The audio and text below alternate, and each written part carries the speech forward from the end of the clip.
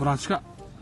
Ben cennet ukamsan şunu bilesin. Ben seni özüm ukamdan hem, şey radna ukamdan hem yaxshi ko'raman. Ben bunu familiyani qilib yotma, tushundingmi?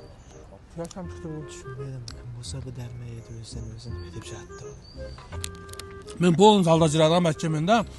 Любой problemam bo'lsa ta'loda, tushundingmi? Come on. Ham zaybat qildi. Alo.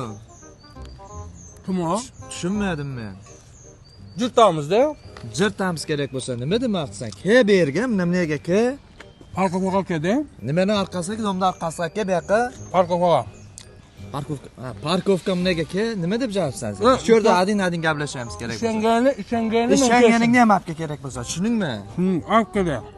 Davay, kutib turibman men shu yerda. Senga 10 minut vaqt. Davay, tez bo'ldi. Paka men shu yerda men qo'y, umuman g'amiljaman. Ikki bo'lib tanlayman, tushundingmi? Men shu yerda men tavday aynan bir aldım. Umuman qo'rqma. Umuman hech chara do'qim berma. Men tiriman. Любойga javob, любойga. Quloq sol. Ha, Jasedi telefon qilma voy vaqon. xudo ursin, no telefon qildim. Men aytdim, ko'tingni qis dedim, urib sizga voyma qilib berdim. Senmi telefon qil? Yerka. Oyna. Senmi ma? Senmi sen zo? Shu bepul menda. Senmi shu zo? Asta qolaman. Senmi shu zo? Jannatdan.